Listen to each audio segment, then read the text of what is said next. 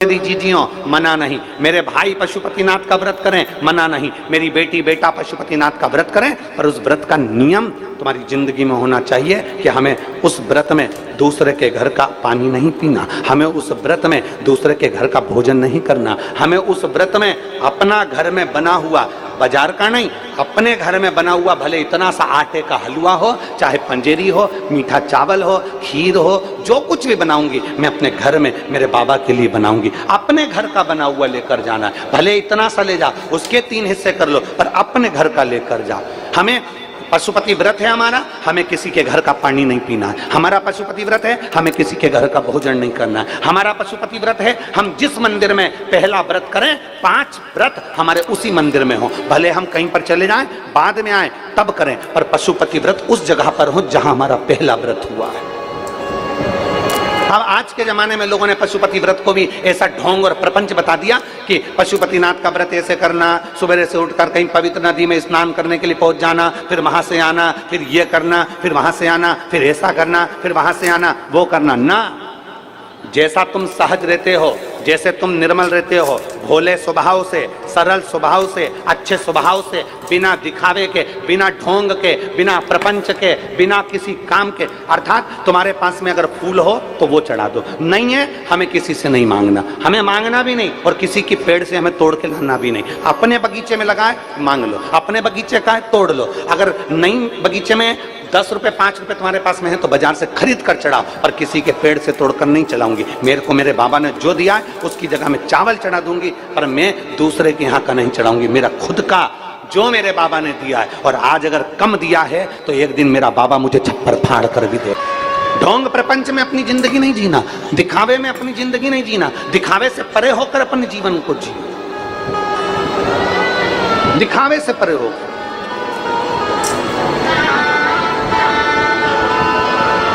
पांच सोमवार का व्रत होता है, हृदय से, दिल से, मन से, भाव से जो करता है, सुबह के समय स्नान कर पूजन की तैयारी करो, पूजन की थाली साथ में लेकर जाओ, सारा साहित्य जो तुम्हारे घर में हो वो लेकर जाओ, भगवान शंकर के मंदिर में अभिषेक पूजन करिए, बाबा का पूजन कर कर थाली को वापस लेकर आ जाओ, वही थाली रख दो, शाम को उसी थाली को लेकर जाना है। कितने दिए? अब पशुपति व्रत को समझ लेना। कई माताएं गलती करती हैं, कई माताएं व्रत को नए नए तरह से करती हैं, कोई कुछ बताता है, कोई कुछ बताता है, कोई कुछ बताता है। उस व्रत को आप समझ लीजिए, पशुपति व्रत। पशुपति व्रत करने वाले लोग, मेरे बहन, मेरे भाई लोग, बच्चे, स्मरण में रहे कि जिस दिन आप पशुपति व्रत उठाएं, सुबह के समय पर जो थाली पूजन की लेकर जाएं, पशुपति नाथ के 5 व्रत होते हैं, छठा नहीं होता। कितने होते हैं? 5।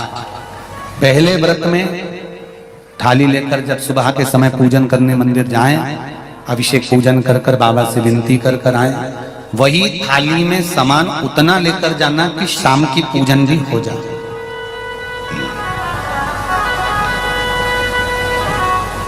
प्रदोष काल की भी पूजन, शाम के समय की पूजन भी हो जाए। थाली वापस ले आए, रख दें उसको ढककर, शाम को जब पूजन करने जाएं तो 6 दिए, मीठे का प्रसाद,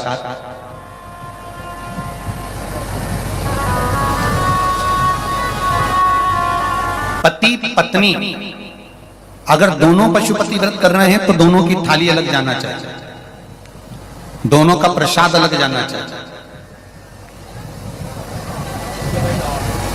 कढ़ाई में से प्रसाद के 2 हिस्से नहीं होना चाहिए। कई माताएं बड़ी चतुर होती है कि 2 थाली लगना है, पति भी पशुपति व्रत कर रहे हैं तो अपन हलवा बना लेते हैं सीधा, आधा इनके काम आ जाएगा, आधा हमारे काम आ जाएगा, मतलब पहले ही कढ़ैया में 2 हिस्से होगा तो वो प्रसाद स्वीकार नहीं होगा। विशेष ध्यान रखना।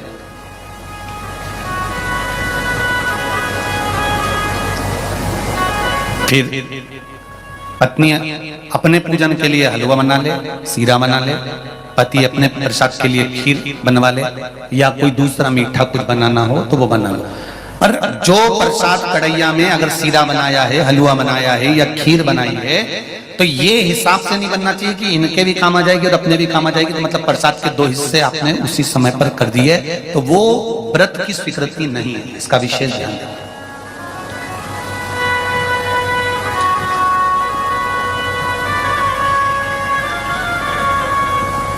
पशुपति व्रत सुबह जो थाली लेकर गए हो, शाम को वही थाली जाती है, 6 दिए जाते हैं, प्रसाद जाता है, पूजन होती है। शाम को प्रसाद के 3 हिस्से हो जाते हैं, 3 हिस्से होकर 5 दिए मंदिर में लगाए जाते हैं।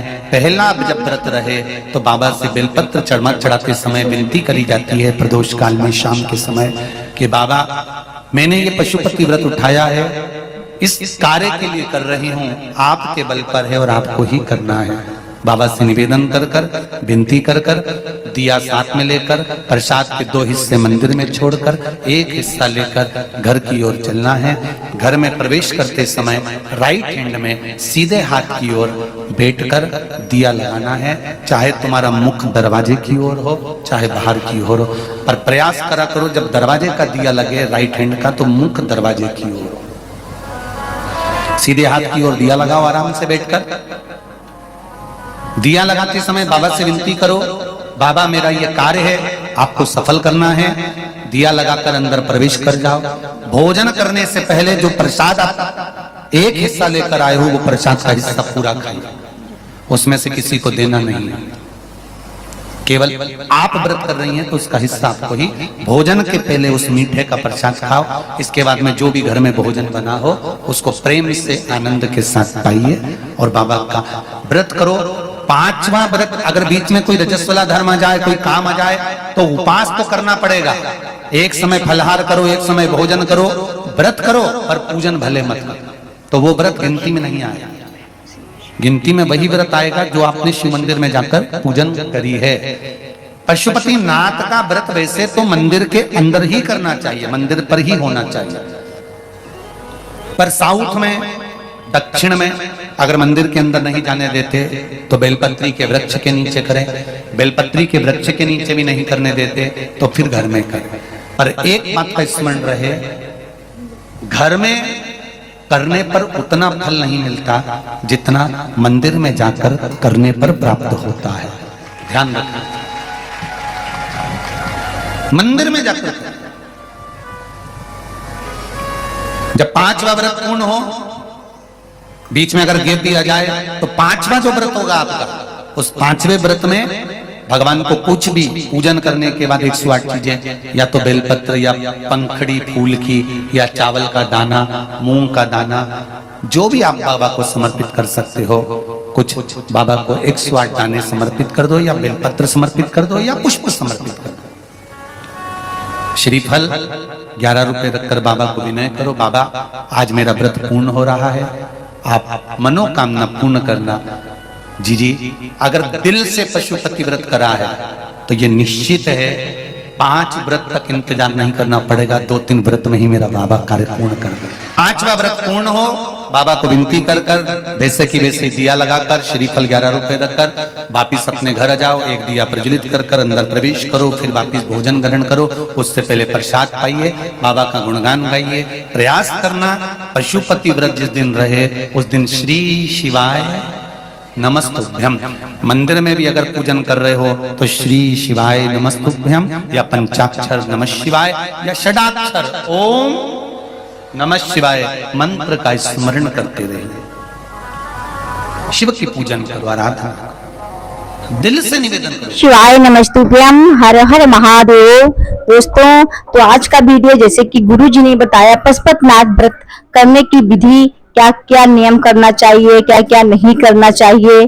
तो जैसे कि गुरुजी ने बताया किसी के घर का जलपान नहीं उस दिन करना चाहिए जिस दिन पशुपति व्रत हो, ना किसी का घर का बना हुआ कुछ खाना चाहिए, ना प्रसाद किसी के घर से बना के ले जाना चाहिए, अपने ही घर का बना होना चाहिए, किसी के घर का नहीं होना चाहिए। ऐसी बहुत सी गलतियां जो लोग कर देते हैं और व्रत का फल नहीं प्राप्त होता है। चाहे व्रत भाइयों रह रहे हैं, चाहे बहन, चाहे माताएं, चाहे जो भी व्रत करें तो नियम के साथ व्रत करें। तो इसका यही नियम है कि अपने घर का जलपान करें, अपने घर से ही जाके शिव मंदिर में पूजन करें, सुबह की थाली को लगाएं, अपने हाथ से ही लगाएं, श्री शिवाय नमस्तुभ्यम जाप करते रहें, मंत्र जाप। सारी थाली को अच्छे से सजाएं, थाली में उतनी सामग्री रखें जितना कि आपको शाम के समय भी वही थाली वही सामग्री आपको ले जाना है, तो दोनों समय के लिए सामग्री आप रख लें और सामग्री शिव जी को समर्पित कर दें और बची हुई सामग्री को आपको ले आना है। बहुत सारे प्रश्न भी आए थे कि पशुपति व्रत में अगर पीरियड आ जाए तो क्या करें। अगर पशुपति व्रत में पीरियड आ जाता है तो आप पशुपति व्रत कर सकते हैं, उसे करें या ना करें तो बराबर है, लेकिन आपका मन है तो कर सकते हैं, लेकिन पूजन आपको नहीं करना है। तो वो गिनती में लेकिन नहीं आएगा। गिनती में 5 सोमवार का व्रत वही आएगा जो आप पूजन की हो शिव मंदिर में जाके। तो जैसे कि 5 सोमवार का व्रत होता है पशुपतिनाथ का, पहले तो आप इसको जान लीजिए। और आपको एक ही मंदिर में पूजन करना है, जिस मंदिर में आप पहले सोमवार की पूजन की है उसी मंदिर में आपको 5 सोमवार का पूजन करना है। आपको मंदिर नहीं बदलना है। और जो आप सुबह जैसे कि सुबह जिस मंदिर में पूजा की है शाम को भी उसी मंदिर में पूजन करना है, मंदिर को नहीं बदलना है। सामग्री को किसी से, अगर आपके पास सामग्री कोई नहीं है तो किसी से नहीं लेना है, ना किसी के वृक्ष से पत्तियां मतलब पुष्प को तोड़ना है। जो आपने गमले में आप लगाए वो घर पे लगाए पुष्प वही तोड़ना है। अगर आपको नहीं आपके पास फूल है तो आप बाजार से फूल मंगा लें, लेकिन किसी के क्यारी से किसी के गार्डन से आपको फूल नहीं लेना है दोस्तों। इस चीज का भी आप ध्यान रखिएगा। आप बाहर पैसा से मंगा लें वो चलेगा। उसके बाद में अगर आपकी थाली में जो भी सामग्री नहीं है तो आपको किसी से लेना नहीं है, अपनी सामग्री स्वयं जो भी आपके पास है वही चढ़ाना है। फिर शाम के समय सुबह पूजन कराएं, फिर शाम के लाके थाली को रख दीजिए ढक के अच्छे से। फिर शाम की थाली वही थाली आपको शाम के पूजन में ले जानी है। शाम के पूजन में आपको 6 दीपक रखना है और मीठे का प्रसाद अपने हाथ से बना होना चाहिए। बची हुई सामग्री को एक ही थाली में लेके जाना है। हमने कहा कि अपने हाथ से बनाना है, 6 दीपक ले जाना है। अगर आप व्रत हैं, आपके हस्बैंड भी व्रत हैं, दोनों लोग हैं, तो आपको अलग अलग थाली तैयार करनी होगी। एक ही थाली में एक ही प्रसाद में नहीं होगा। अपने हाथ जैसे हमने कहा स्वयं प्रसाद बनाना है तो अपनी थाली आप तैयार करिए, और अगर आपके पति भी व्रत हैं तो वो अपनी थाली तैयार करें। प्रसाद अलग अलग कढ़ाई में बनेगा, आप अपना प्रसाद अपने कढ़ाई में बना लें, और पति देव अगर व्रत हैं तो अपना प्रसाद अपने हाथ से अपने मतलब कि दूसरी कढ़ाई में बनाए। उसी कढ़ाई में नहीं बनाना है कि एक में बना के अलग अलग कर लें, तो हिस्सा का भाग तो यही हो जाएगा।